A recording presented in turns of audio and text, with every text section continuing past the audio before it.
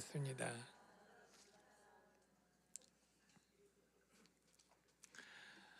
오늘은 바울이 예상하지 못했던 대로 유럽으로 건너가서 이제 빌립보 전도하게 되는 그러한 사건입니다.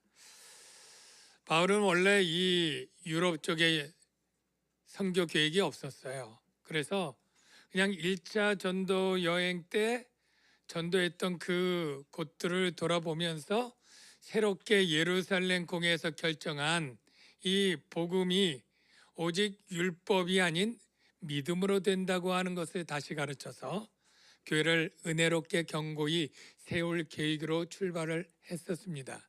주 49년 혹은 50년에요.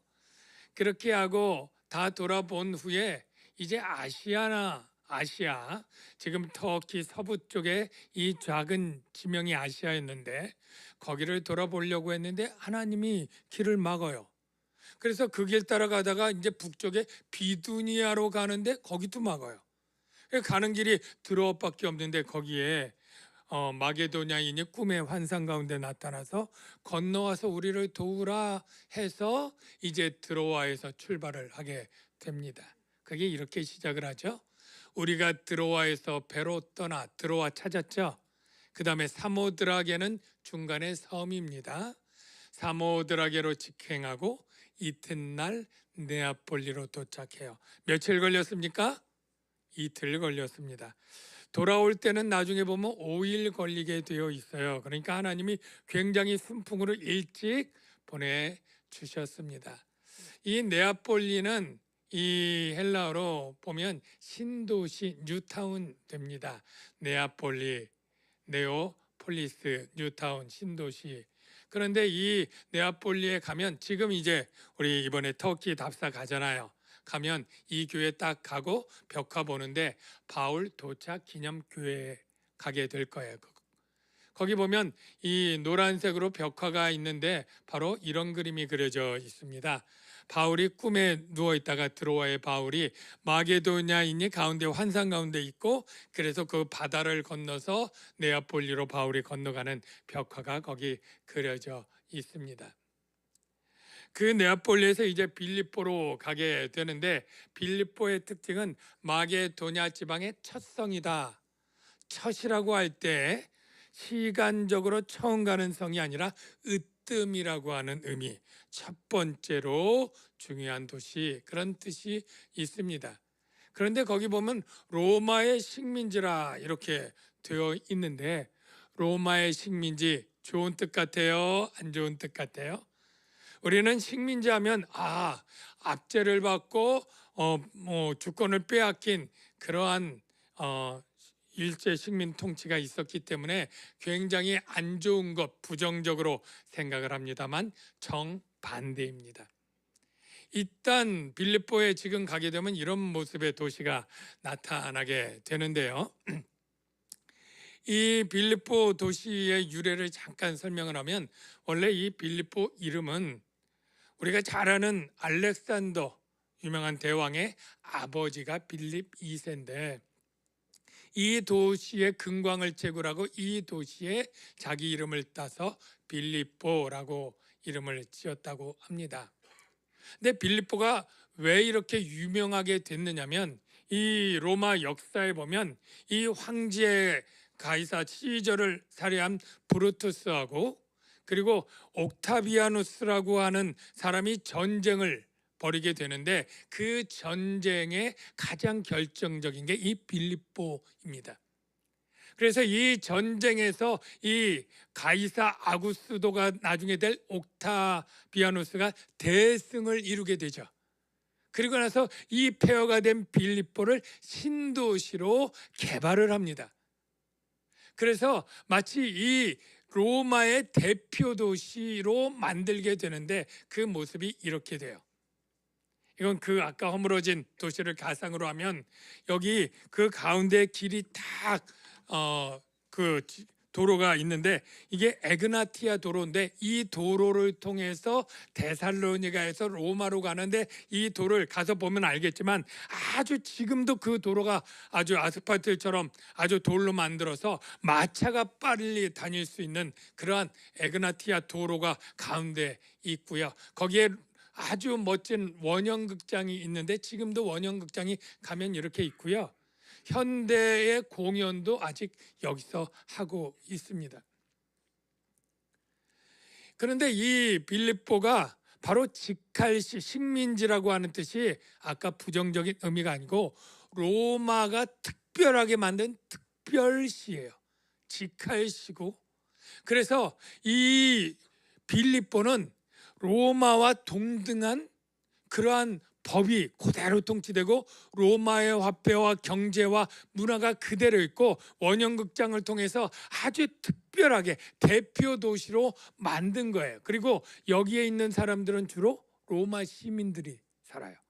그래서 이 정과를 올린 태역 장군들에게 집들을 주고 여기에 거처를 만들어서 로마인들이 아주 많이 있는 도시 빌립보. 그러니까 상대적으로 유대인들이 뿌리를 받고 지내기가 어려워요. 그러니까 유대인들이 여기 적어요. 그래서 바울이 선교 갈 때 제일 먼저 가는 선교 전략이 어디를 가는 거예요? 유대인 회당을 가야 되는데 빌립보에 회당이 있어요, 없어요? 없어요. 회당은 유대인들이 10명이 돼야 만드는데 10명이 안 되는 거예요. 몇 명 안 되는 거예요. 예. 그러니까 이 빌립보에 딱 들어가서 회당이 없으니까 수일을 그냥 방황하고 빌립보 성을 돌아보고 어떻게 전도할까 막 고민하면서 있다가 안식일이 딱 된 거예요. 그러니까 어떻게 해요? 안식일에 회당을 못 가니까 회당 비슷한 게 당시에 기도처라는 게 있어요. 우리도 옛날에 보면 교회 되기 전에 열 몇 명 안 되면 기도처라고 해요. 예. 그런데 기도할 곳이 어디냐면 바로 빌립보 성 나가면 거기 강이 있는데 지각디스라고 하는 강이 지금도 흐르는데 주로 유대인들은 강을 은혜의 상징으로 봅니다. 비가 은혜의 상징이에요. 비, 강, 물, 샘 다 은혜의 상징이에요. 예. 그래서 강가에 모여서 기도를 주로 하는데 그 강을 지금 가면 이렇게 되어 있습니다. 이 강에서 여인들이 모여서 이제 기도하고 있었는데 지금 가보면 이렇게 물이 늘 많지 않고 우기 때는 이렇게 있고 건기 때는 이제 좀 마른 개천처럼 보이는데요. 여기에 모인 여자들이 있으니까 바울이 가서 복음을 전하겠죠. 그 복음이 어떤 내용이었을지 짐작이 가죠. 유대인들이니까 너희들이 믿고 율법이 그렇게 했던 게 바로 예수 그리스도를 예표하는 것이고 그 예수가 오셨다. 그가 하나님이 보낸 메시아고 그 하나님 됨은 그가 죽었으나 부활함으로 하나님이 알려주셨다. 이제 율법으로 의를 얻는 게 아니라 예수 그리스도를 믿을 때에 그 믿음 때문에 의를 얻게 되고 생명을 얻게 되고 우리가 부활하게 될 것이다. 이 복음을 전한 거예요. 그런데 이 말을 다 듣던 여자 중에 누가요? 바로 루디아라고 한 여자가 그 말을 마음을 열어서 듣고 믿게 되었다라는 거죠. 그 내용이 자 두아디라시아에 있는 자주 옷감 장사로서 하나님을 섬기는 루디아라 하는 한 여자가 말을 듣고 있을 때 주께서 그 마음을 열어 바울의 말을 따르게 하신지라. 먼저 두아디라 성은 이 아시아 서쪽의 두아디라 성 찾아보세요. 드로아 오른쪽에 우리 요한계시록의 7교회 중에 4번째로 나오는 그 두아디라 성인데요. 거기 보면 루디아가 빨간 박스로 쳐 있죠. 이 루디아가 지명입니다. 루디아, 무시아 다 지명이에요. 그러니까 왜 이 이름을 지명이랑 똑같이 했느냐? 그래서 많은 학자들이 이렇게 얘기를 해요. 어쩌면 이게 그 여자의 본명이 아니라 별명일 수도 있겠다. 우리가 목포에서 온 아줌마 잘 모르면 목포댁, 뭐 광주댁 이렇게 하는 경우도 있잖아요.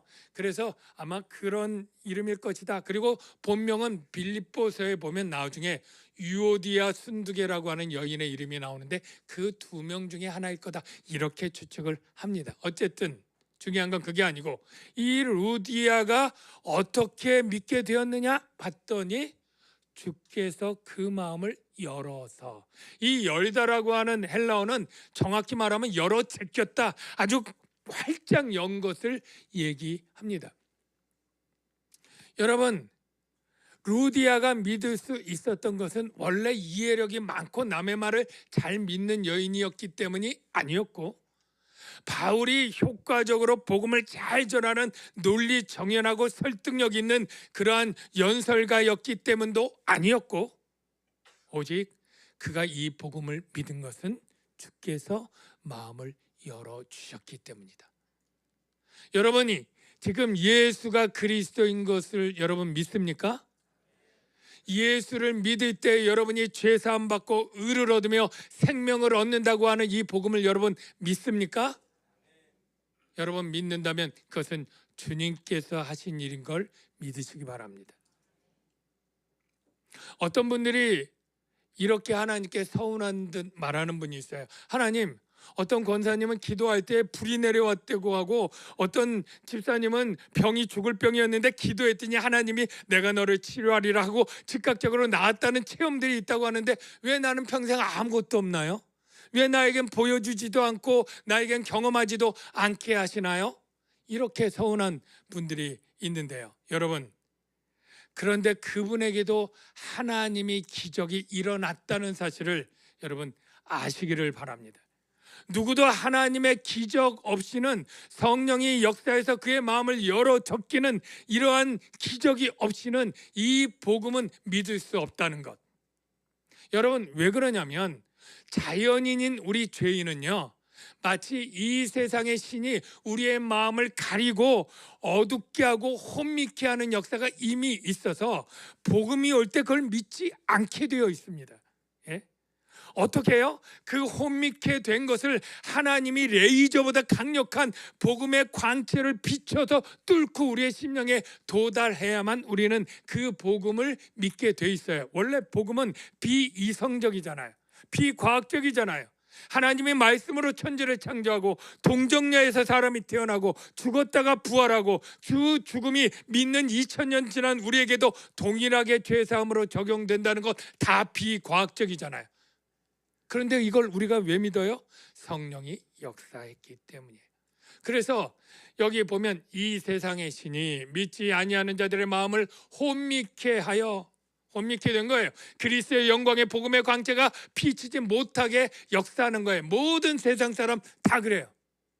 그런데 어두운 데서 빛이 비치라 말씀하셨던 하나님께서, 창조주 하나님이 예수 그리스도의 얼굴에 있는 하나님의 영광을 아는 빛, 즉 예수가 하나님이야, 이것을 아는 빛을, 진리의 빛을 우리 마음에 비추셨기 때문에 믿게 된 것 아시기를 바랍니다. 우리는 다 육에 속한 사람은요, 영적인 이 복음의 말을 들을 때 알지도 못할 뿐 아니라 아주 어리석은, 속된 말로 이 정신 나간 소리예요. 그렇게밖에 안 되는 거예요. 그런데 성령이 와야만 이게 은혜의 말씀이구나 믿어지게 되는 겁니다. 그걸 바울이 이렇게 고린도 교회에 설명을 하죠. 육에 속한 사람은, 보통 사람이 다 그래요.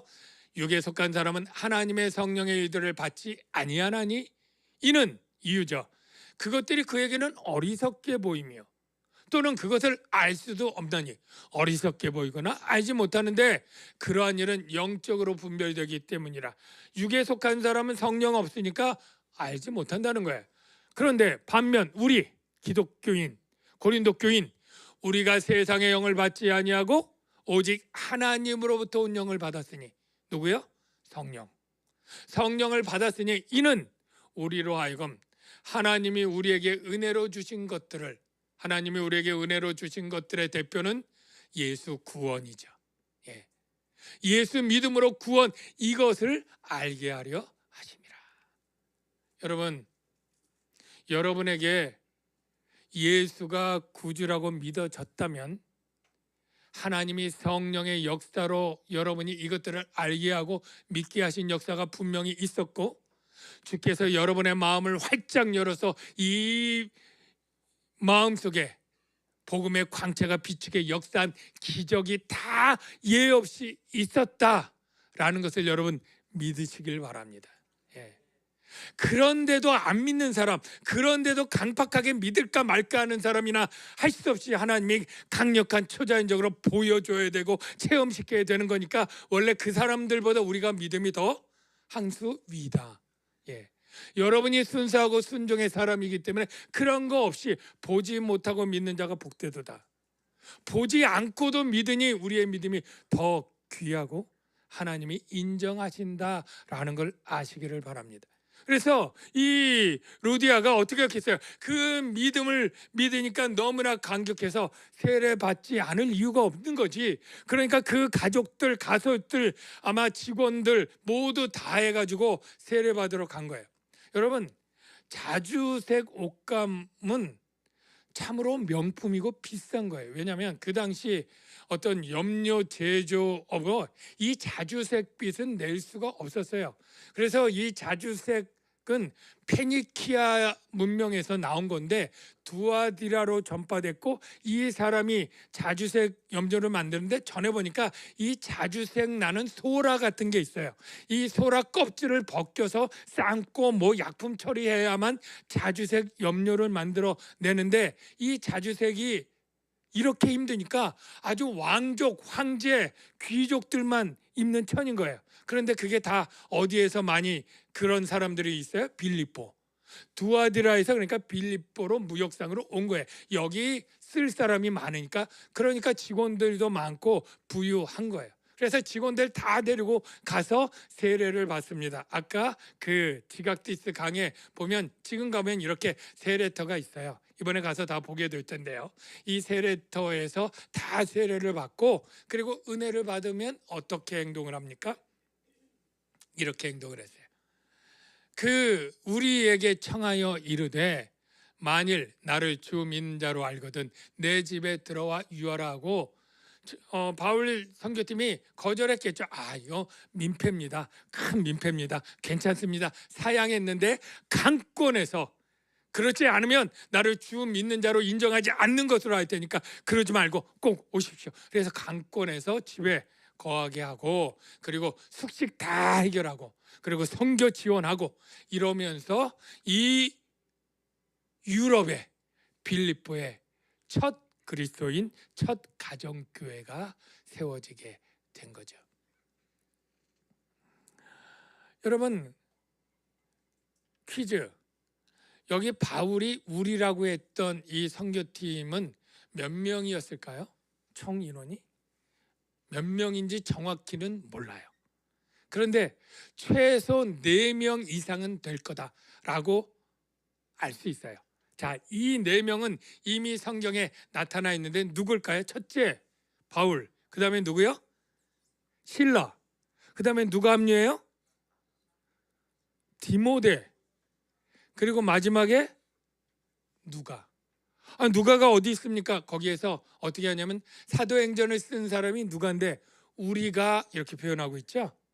그래서 이 누가가 이때 합류했을 것이다, 이렇게 보는 거죠. 예. 그런데 왜 섬기게 되었느냐, 우리가 섬길 때 이 루디아가 이렇게 선교팀을 그냥 집을 내어주고 이 많은 사람들의 숙식과 이 돈이 많이 들어가는 이 선교 후원을 해주는 이유가 무엇이냐, 무엇일까요? 바로 이 바울 선교팀에게 빚진 마음을 가져서 빚을 갚으려고 하는 감사의 마음 때문이다, 그렇게 알 수 있습니다. 어떻게 하느냐면 바울이 로마서의 편지를 쓸 때 이 이야기를 이렇게 시작을 합니다. 마게도냐와 아가야 사람들이, 마게도냐의 대표가 빌립보 교회입니다. 그 지역에 마게도냐와 아가야 사람들이 예루살렘 성도 중 가난한 자들을 위하여 기쁘게 얼마를 연보, 구제헌금한 거예요. 하였습니다. 또한 저희는 그들에게 뭐예요? 빚진 자니. 무슨 빚을 졌나? 만일 이방인들의 그들의 영적인 것을 나눠 가졌으면, 복음을 전해 듣고 그 예루살렘의 사람들에게 은혜를 받은 게 영적인 빚진 자의 마음이에요.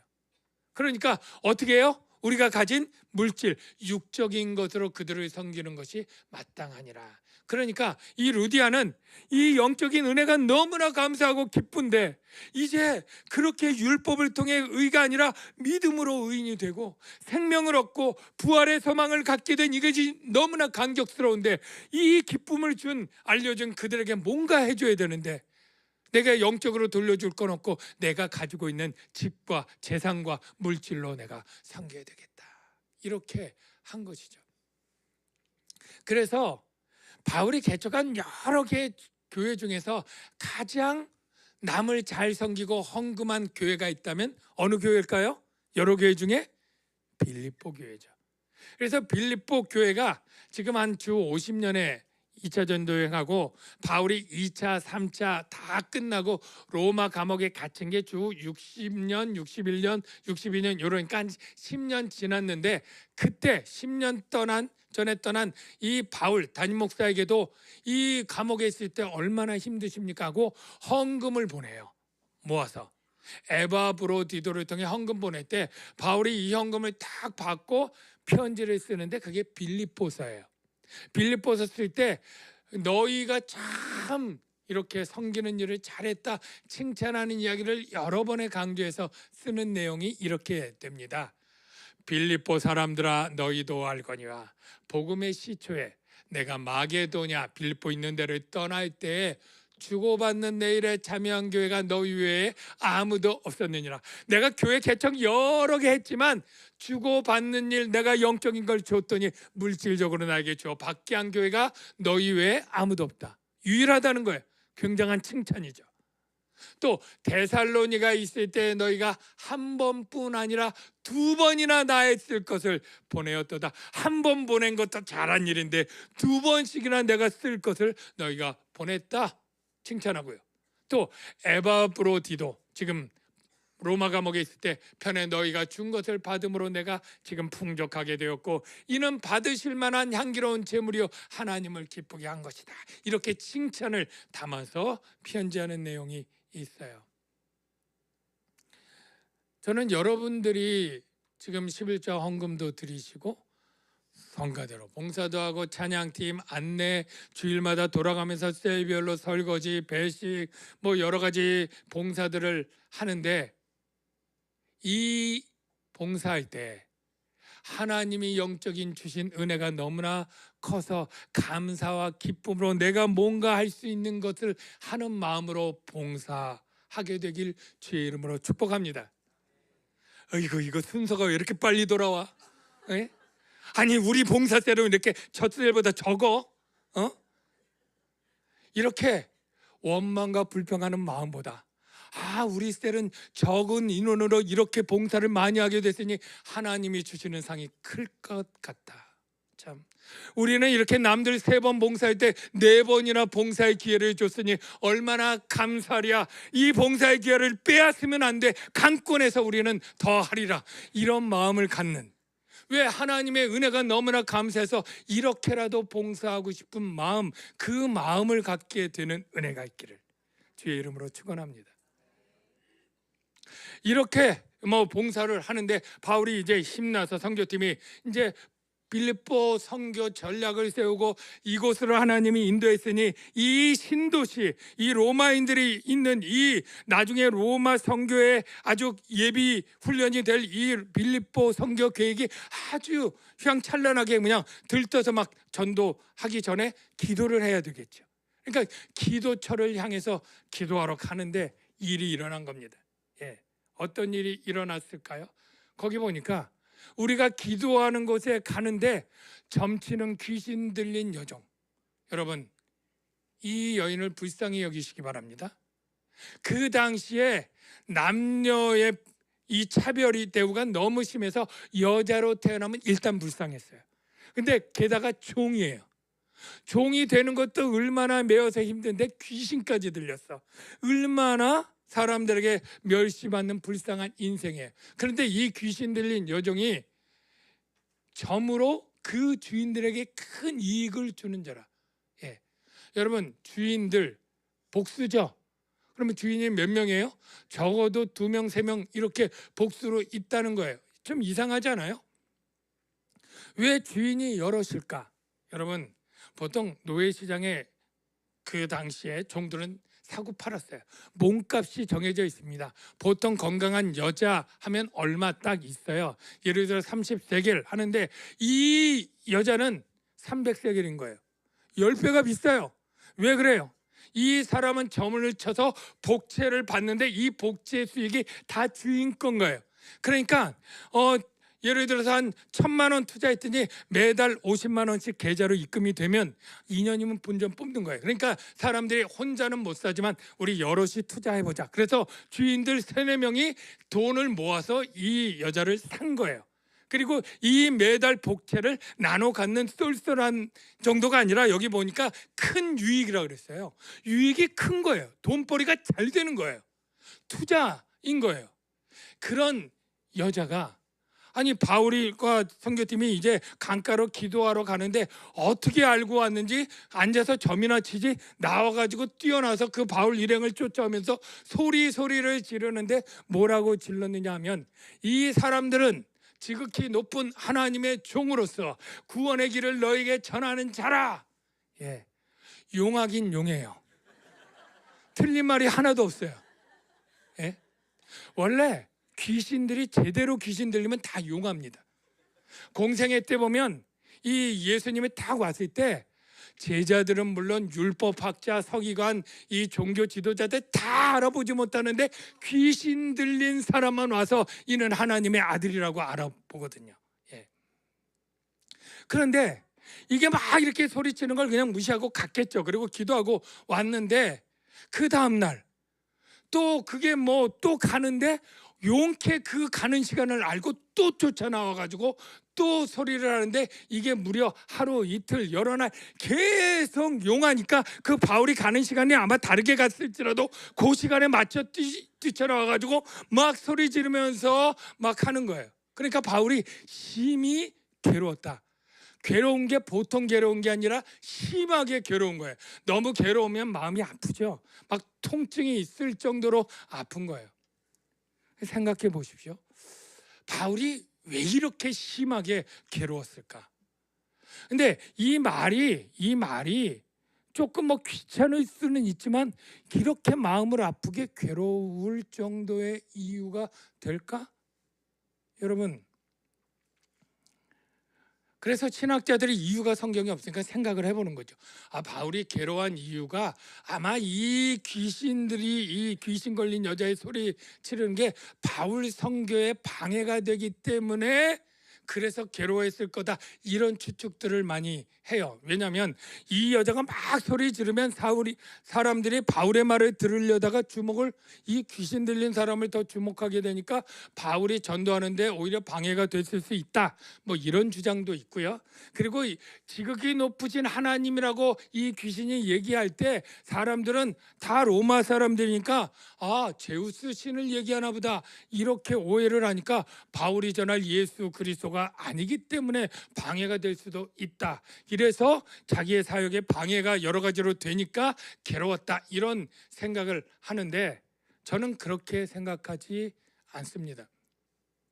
다른 이유가 있다.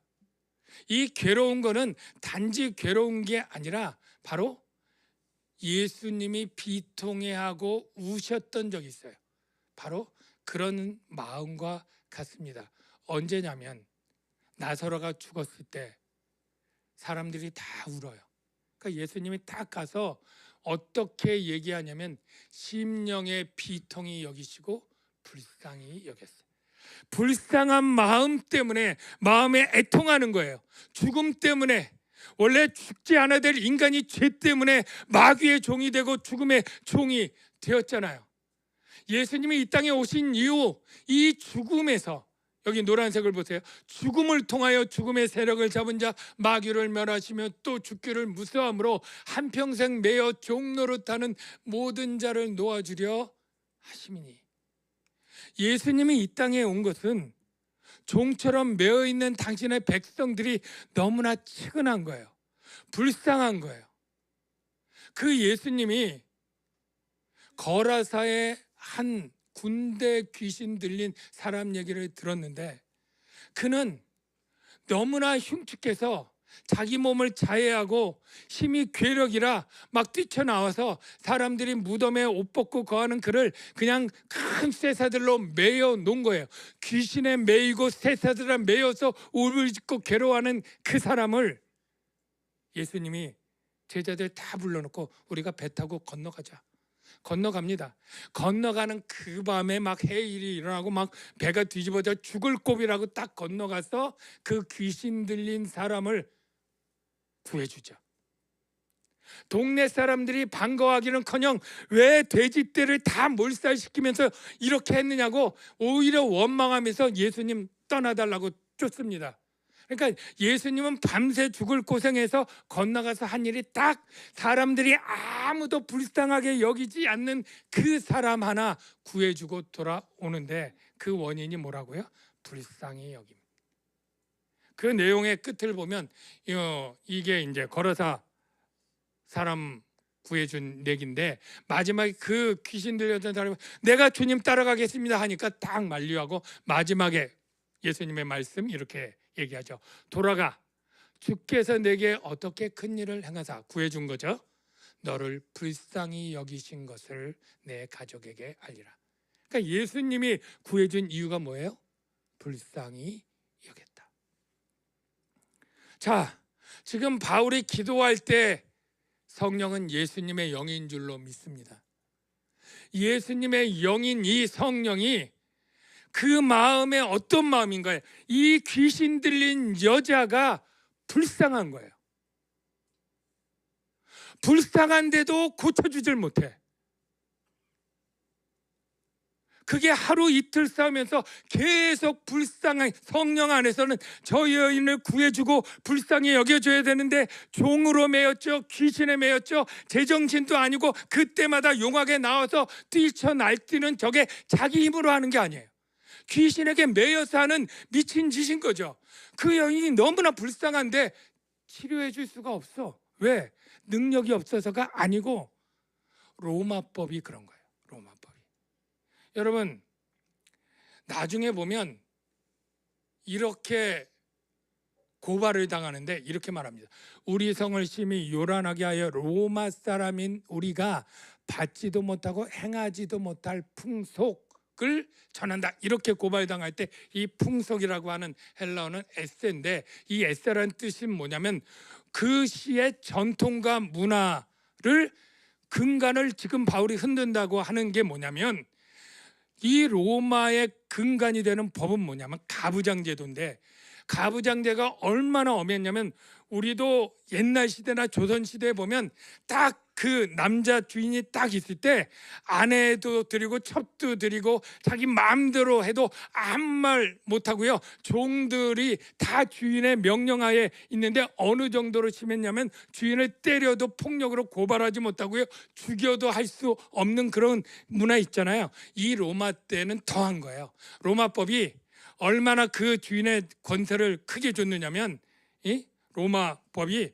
바로 이 가부장 제도로 종을 죽여도 아무 말 못해요. 황제의 권리보다 세다고 합니다. 그러니까 황제가 이 종이 잘못해서 기분 나빠서 죽여야 할 때 황제가 좀 용서해 주지 그래 좀 너그럽게 봐줘 그래도 싫습니다. 그리고 죽여도 황제가 처벌 못한다고 돼 있어요.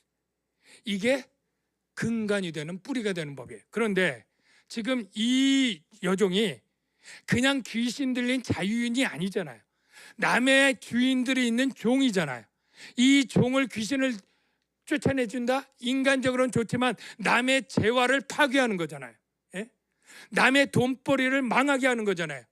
남의 재화를 탈취하고 무참하게 짓밟아버리는 그러한 불법이 되는 거예요. 로마법을 너무나 잘 아는 바울이 이 귀신을 쫓아주면 불법이 되어서 자기 이제 빌립보 전도 끝난다. 아무것도 못하고 쫓겨나거나 감옥에 갇히거나 할 거를 너무나 잘하는 거죠. 그러니까 하고 싶어도 못해. 불쌍히 여기고 성령은 이 안에서 불같이 타올라도 그걸 못하는 바울의 심령이 괴로운 거예요. 원래 바울은요 아주 잔인한 괴롭고 아주 독한 사람이었어요. 웬만한 것에 괴로워하지 않습니다. 그가 이 교회 박해할 때 얼마나 열정 심할 때는 남녀 구별하지 않고 다 구별해서 감옥에 체포하고 다메섹으로 원정 가서 사람들 끌고 왔고요. 스데반 죽을 때 눈 하나 깜짝하지 않았어요. 예? 그리고 그가 자기를 방해한다? 그러면 구브로에서 이 바보시의 서기오 총독의 거기 옆에서 엘루마라고 하는 박수가 깔짝거릴 때 당장 호통치고 눈멀게 하는 저주를 했던 이 바울이 그걸 못하고 있으니 며칠 동안 괴로운 거죠. 저는 여기서 하나님이 바울을 괴롭게 할 정도의 그 공유란 그 마음을 봐야 된다고 생각해요. 하나님은 이름도 없고 아지 못하는 이 미친 여종을 사랑하셨을까? 그런 거죠. 궁일이 여겼을까? 그러니까 일로 보낸 거죠. 아니, 하나님이 궁일이 여기지 않고 사랑하지 않는데 우연히 바울이 여기 왔다가 그냥 지나가다가 발에 걸린 돌뿌리처럼 이 여인을 구원하게 됐다라고 생각해선 되겠습니까? 하나님은 참새 2마리가 떨어지는 것도 허락 없이 떨어지지 않고 당신의 택한 자의 머리털도 세신다고 하시는 그분이 이 여인을 구원할 때 걔는 계획이 없었는데 우연히 이럭저럭 하다가 구원한 거야 라고 생각하는 게 맞는 결론이겠습니까? 아니면 하나님께서 이리저리 아시아에서 전도하지 못하고 정말로 내 마음에 구원을 할 불쌍한 이 여종 루디아와 이 이름 없는 이 여인을 구원하기 위해서 넌 속히 들어와 해서 이곳으로 와서 이 내가 택한 백성을 불쌍히 여겨서 구원해라. 이게 하나님의 계획이라고 믿는 것이 맞겠습니까? 저는 후자라고 생각해요. 하나님은 자기를 떠나가는 그 백성을 향해서 긍휼하심이 얼마나 큰지 이사야 선지자를 통해서 그 긍휼하심을 이렇게 표현합니다. 여호와가 그 백성을 위로하였은즉 그 고난당한 자를 긍휼히 여길 것입니다. 오직 시온이 이르기를 원망하면서 여호와께서 나를 버리시며 주께서 나를 잊으셨다 투덜대면서 말하지만 여인이 어찌 그 젖먹는 아이를 잊겠으며 자기 태에서 아들을 긍휼히 여기지 않겠느냐? 당연히 긍휼히 여기죠. 인간들은 혹시 잊을지라도 나는 너를 잊지 아니할 것이라 내가 너를 내 손바닥에 새겼고, 여러분 잊지 않으려면 손에다 볼펜으로 적는데 주님은 새겼다는 거예요. 조각을 냈다는 거예요. 잊을 수 없는 긍휼을 말하고 있죠.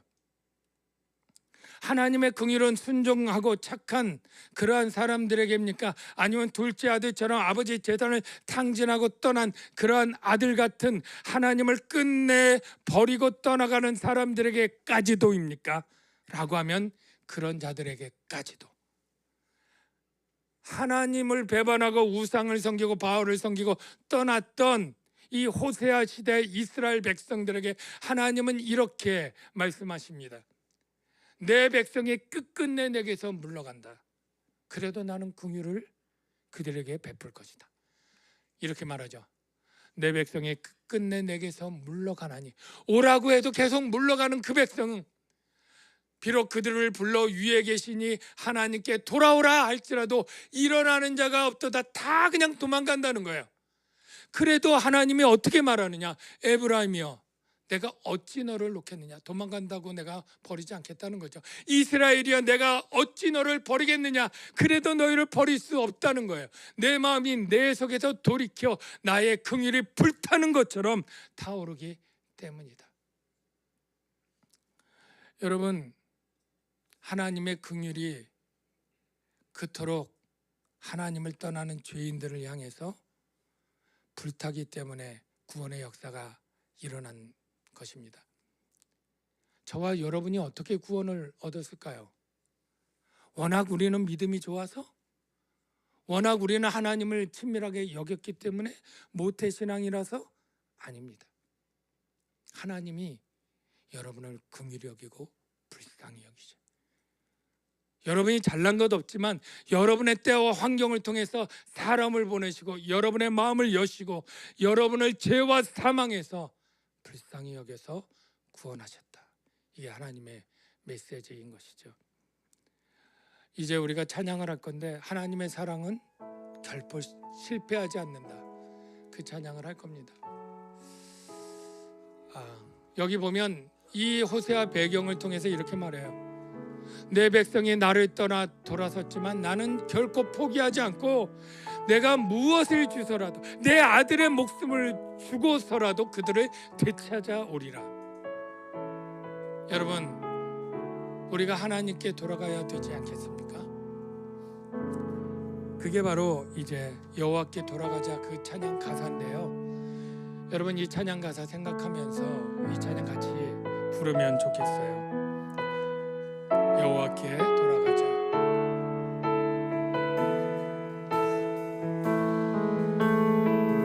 내 백성이 나를 떠나 돌아섰지만 내 사랑이 내 백성을 포기 못하니 내 모든 것 내어주고 예수님을 내어줬죠. 나 그들을 얻으리라. 여호와께 돌아가자. 우린 돌아서도 그는 변치 않네. 여호와께 돌아가자.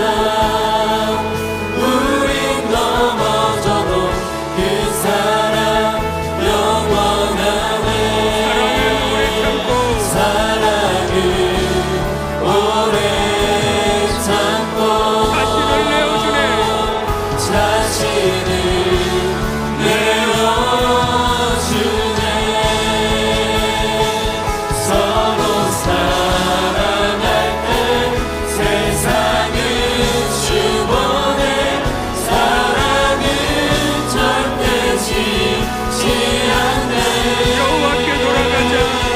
여호와께 돌아가자.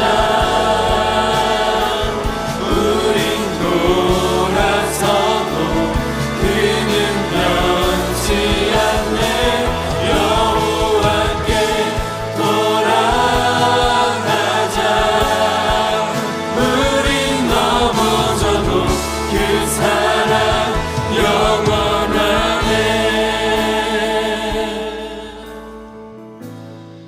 하나님의 긍휼 때문에 우리가 하나님 곁에 있습니다. 그런데 우리는 때때로 자꾸 주님을 멀리 떠나서 그래서 내가 가고 싶은 대로 멀어져 갑니다. 그리고 또 환난과 공고함과 어려움을 당하죠. 주님은 언제든 주님께 가까이 돌아오기만 하면 사랑으로 품어주실 긍휼로 많은 분입니다. 우리가 배반하여 떠날지라도 우리를 결코 미워하거나 외면하지 않고 언제나 돌아오면 품어주시는 그러한 당자의 아버지 같은 분이시죠. 이 시간 하나님께 마음이 멀어진 분이 있습니까? 하나님께 서운해서 멀리 떠났던 분이 있습니까? 하나님께 돌아오시고 가까이 나아가시고 하나님과 함께 거하시겠다고 하는 그러한 소망으로 기도하십시오. 하나님이 품어주십시오. 이 시간에 우리 다 같이 우리 2, 3분 하나님, 내가 하나님을 떠났다면 이제 믿음으로 더 하나님께 나가겠습니다. 하나님께 맡기며 살겠습니다. 하나님을 의지하며 살겠습니다. 우리 다 같이 통성으로 기도하며 나가겠습니다. 주님,